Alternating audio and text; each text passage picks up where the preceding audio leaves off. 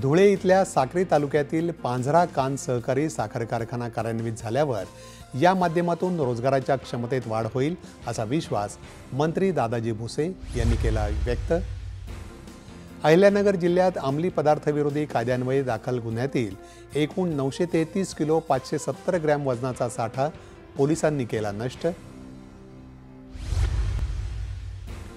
वर्धा जिल्ह्यात महिला आर्थिक विकास महामंडळाअंतर्गत महिला सक्षमीकरण कौटुंबिक हिंसाचार मार्गदर्शन कार्यक्रम जीटीएम कार्यशाळा संपन्न। वाशिम स्थानिक गुन्हे शाखेची धडक कारवाई 27 जनावरांची निर्दयीपणे अवैध वाहतूक करणाऱ्या 2 आरोपींना 26 लाखांच्या मुद्देमालासह केली अटक। प्राणी छळवणूक अधिनियम 1960 अंतर्गत गुन्हा दाखल। जागतिक मानसिक आरोग्य दिनानिमित्त चंद्रपूरमध्ये जनजागृती कार्यक्रमाचं आयोजन।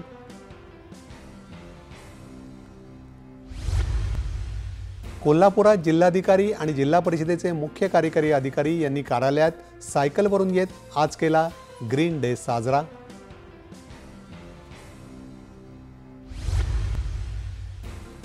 बीडमध्ये रेस्पी फ्रेश TR या बंदी घातलेल्या कप सिरपचा साठा सापडला। 500हून अधिक बाटल्या जप्त।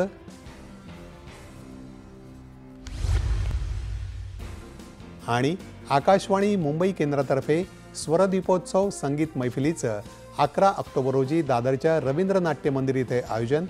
गायक जयतीर्थ मेवुंडी यांच्यासह गुणी कलाकारांचा मैफिलीत सहभाग। आता बातमी